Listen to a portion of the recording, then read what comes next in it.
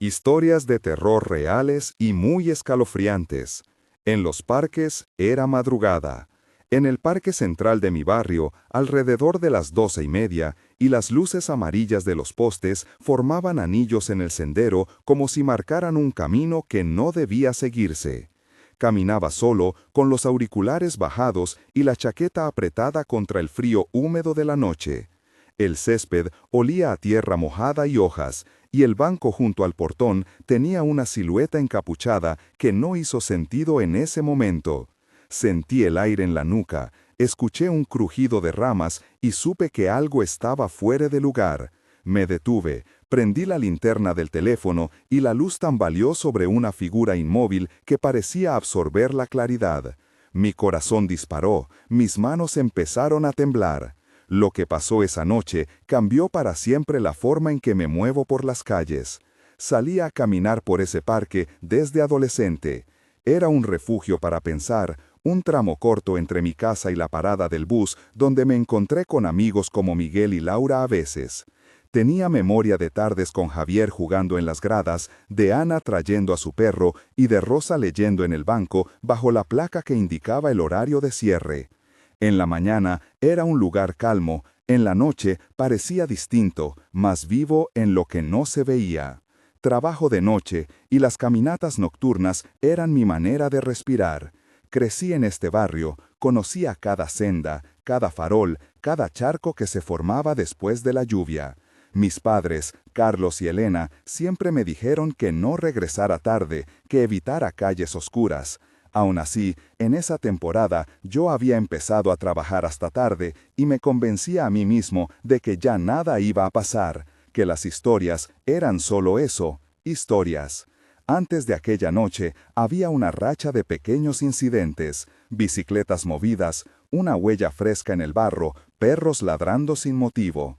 Pensé en llamar a Miguel para que me acompañara, pero declaré que necesitaba espacio. Esa necesidad de estar solo fue un hilo fino que me llevó directo a lo que sucedió. Caminé por la trila en dirección al portón de salida, pasando por el playground con sus gradas oxidadas y un viejo tobogán que reflejaba la luz. Vi a una persona sentada en el banco, con la capucha puesta, las manos sobre las rodillas, parecía mirar al vacío. A unos pasos, escuché unos pasos que no coincidían con mi ritmo. Un paso leve, luego otro, siempre detrás. Miré hacia la sombra entre los árboles y vi una luz apagada, como un faro que dudaba en encenderse. Me obligué a respirar lento. «¿Hola?», dije con la voz más firme que pude, y la respuesta llegó como una frase tranquila, demasiado serena para la hora. «Hola». La voz no venía del banco, ni del sendero a un lado, parecía salir del bosque, baja y cerca. Sentí el olor de algo dulce, a humo y jabón, que me dio náuseas por un segundo. Me acerqué al banco, la madera crujió bajo mi peso, y la capucha giró levemente. «¿Estás bien?», pregunté. Hubo un silencio corto, luego una risita baja. «¿Tú estás bien?», replicó la voz, como si fuera la misma pregunta rebotando en la oscuridad. «¿Quién está ahí?», dije otra vez, y esta vez una sombra entre los arbustos respondió con un susurro. «No te vayas». Retrocedí un paso, y noté que mi teléfono estaba helado en la mano. «¿Qué quieres?», intenté saber, y la voz dijo, «jugar». Un segundo después escuché un golpe suave contra el portón, 3 golpes, controlados, como si alguien pidiera pasar. Miré hacia la casa más cercana y distinguí la figura de una mujer que sostenía una linterna. Era Rosa.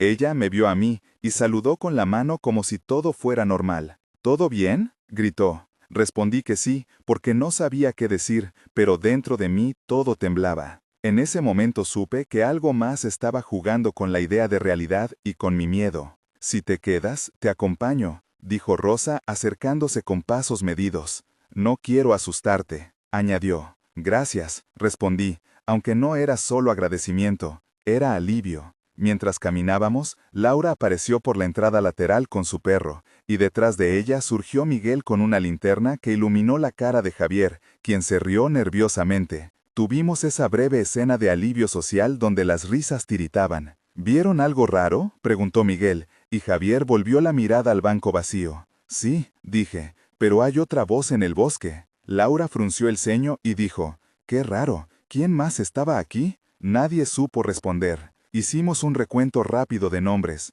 Miguel, Laura, Javier, Ana, Rosa. 5 testigos presentes al menos de forma directa, y la sensación de que había alguien más que no queríamos identificar. Primera tensión real. Nos acercamos al área donde escuchamos la voz y sentí la tierra blanda bajo mis pies, el olor a hojas húmedas y un zumbido como de insectos lejos, un sonido que vibró en el pecho. ¿Escucharon eso?, preguntó Ana en voz baja. Sí, dije, vino de allí. La linterna de Miguel barría las sombras y la luz encontró un par de huellas en el barro, que no coincidían con las nuestras. Eran huellas pequeñas, como de zapatas infantiles, y había una marca en el barro que parecía una palmadita. No puede ser, murmuró Laura. ¿Niños a estas horas? El silencio respondió con un crujido. La sensación táctil del frío del aire en mis manos era casi dolorosa. Tenemos que volver al portón, propuse, pero antes de movernos, un susurro pronunció nuestro nombre, uno por uno, como si alguien les hubiera leído una lista. La voz no estaba detrás de nosotros, sino pegada a nuestras orejas. Miguel, dijo. Laura. Mis ojos buscaban el origen, y no lo encontraban. Inserto de comentarios. Sé que esto Suena extraño y que tal vez a ti también te hayan pasado situaciones parecidas. No es fácil hablar de esto en voz alta. Si alguna vez sentiste que alguien te observaba en un parque o que una voz venía de un lugar donde no había nadie, escribe abajo sí o no y dónde fue. Si quieres, empieza con «en mi ciudad» para que la gente identifique el lugar. Leer sus experiencias me ayuda a entender si esto es un caso aislado o parte de un patrón que otros también han vivido. Sus relatos pueden aparecer en futuros videos para que podamos mapear esto entre todos. Ahora volvamos a lo que pasó minutos después, porque lo que vino fue peor.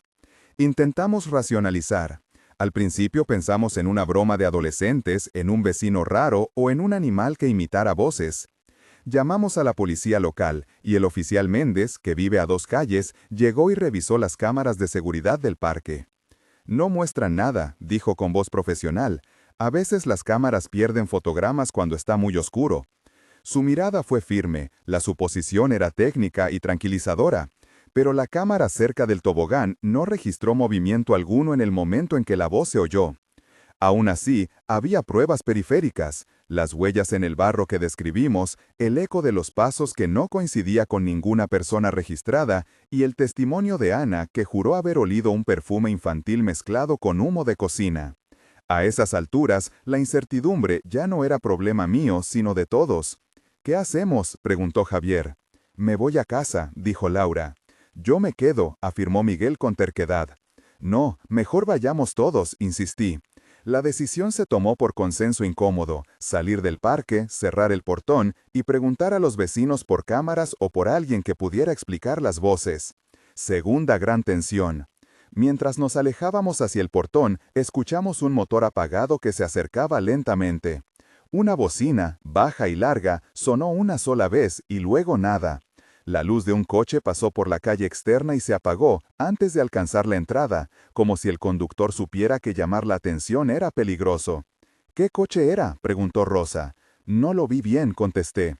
Unos segundos después, escuchamos, a lo lejos, una risa corta que se mezcló con el ruido de la ciudad. No ríe como adulto, dijo Ana con la voz quebrada. La risa parecía provenir de la dirección del bosque.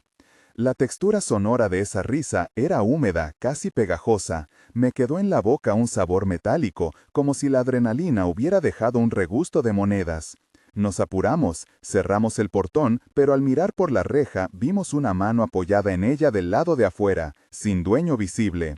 La mano no tocó la cerradura, se quedó ahí y luego desapareció cuando encendimos nuestras linternas al máximo. Mi piel se erizó y el frío subió por mis piernas. Piernas hasta el estómago. La persecución no fue una carrera literal durante mucho tiempo. Fue una sensación de que nos seguían los pasos de la ansiedad. Cruzamos la avenida hacia la esquina donde vive mi vecino Carlos. Tocamos la puerta temblando. ¿Se puede?, pregunté, mientras mi voz sonaba a otra persona. Carlos abrió y me miró como a alguien que había visto demasiado. Cuéntame, pidió, y nos arrinconó dentro. Dentro de su sala, con la televisión encendida emitiendo un programa viejo, nos miramos y empezamos a relatar cada sonido, cada olor y cada nombre que la voz pronunció.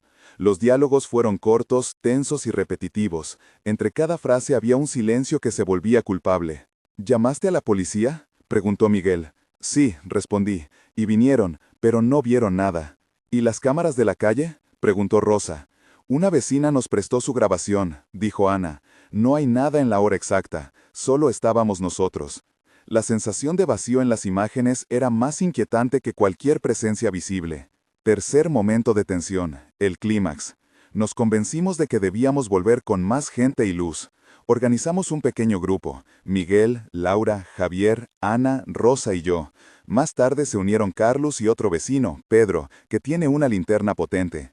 Subimos en 2 coches hasta el parque, las luces interiores iluminando rostros tensos. De nuevo en la entrada, el aire estaba más denso, y la linterna de Pedro encontró algo sobre la placa, una nota pequeña, arrugada, con una palabra escrita en tinta negra. La palabra decía juega. Sentí el estómago en la garganta. ¿Quién escribió eso?, preguntó Pedro. No fue yo, dije. No fui yo, repitió Laura. La voz que habíamos escuchado no dijo nada por un par de segundos, y el silencio fue tan absoluto que pude oír el latido en mi propia sien. Vámonos, pedí con voz que no me pertenecía. Primero revisemos, dijo Miguel con terquedad. No podemos irnos sin saber. Un crujido detrás de nosotros hizo que todos giráramos. La linterna de Miguel iluminó una sombra que se movió entre los árboles, rápida y sin rostro. ¡Corre!, gritó alguien, y empezamos a correr. Momento clímax extendido, tensión controlada en detalle. Sentí las zapatillas hundirse en barro mojado, noté el calor de la respiración de Laura junto a mi oído. Escuché el golpe pesado de la linterna cuando casi se me escapa de la mano. Percibí en la lengua un sabor amargo a metal que hacía que trague en seco. Olía azufre o quizás simplemente mi propio sudor quemándose con el miedo.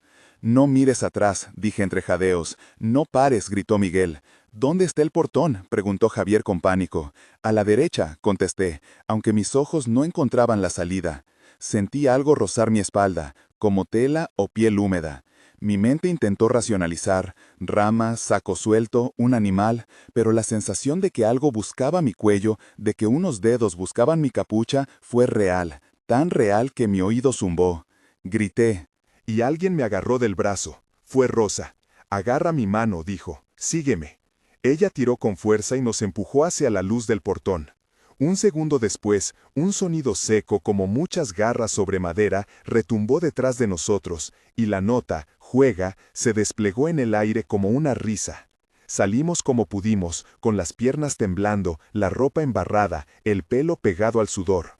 Nos refugiamos en el coche de Carlos, las luces interiores encendidas y el motor rugiendo para dar sensación de seguridad. Contamos la experiencia, palabra por palabra, intentando que la voz de cada uno validara la de los demás.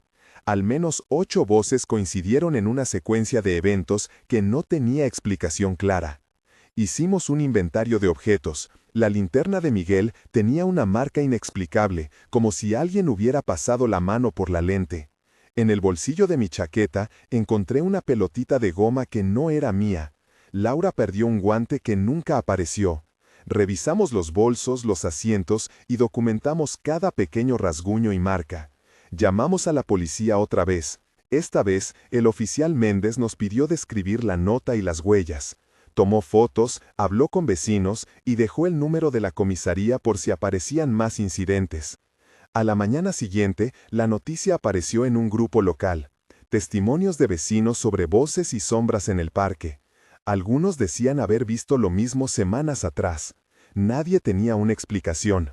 Las cámaras del municipio no habían registrado nada concluyente. En las semanas posteriores, mi vida cambió en detalles pequeños y concretos. 1 mes después, me encontré a mí mismo cambiando la ruta de vuelta a casa. Ya no cruzaba por el portón del parque, sino que daba la vuelta por la avenida principal que tiene más luz. Empecé a salir acompañado por Miguel en al menos la mitad de las noches. Laura dejó de correr sola y pidió a Rosa que la acompañara algunas mañanas. Puse luces en el frente de mi casa y compré un timbre con cámara. Fui a la policía municipal a poner una denuncia formal junto con los otros testigos. y hablé con el oficial Méndez sobre la posibilidad de revisar archivos de otras quejas en el área. Hablamos con la alcaldía y les pedimos que revisaran las cámaras del parque y que colocaran más iluminación. La respuesta oficial fue que se aumentaría la patrulla nocturna por algunas semanas y que revisarían las grabaciones. Registré en mi teléfono un audio de la noche con la intención de enviarlo a un canal de noticias locales, pero cuando escuché la grabación en serio, no había más que ruido de viento y pasos fugaces sin la voz tan clara que recordábamos. Ese misterio agregó frustración a la inquietud.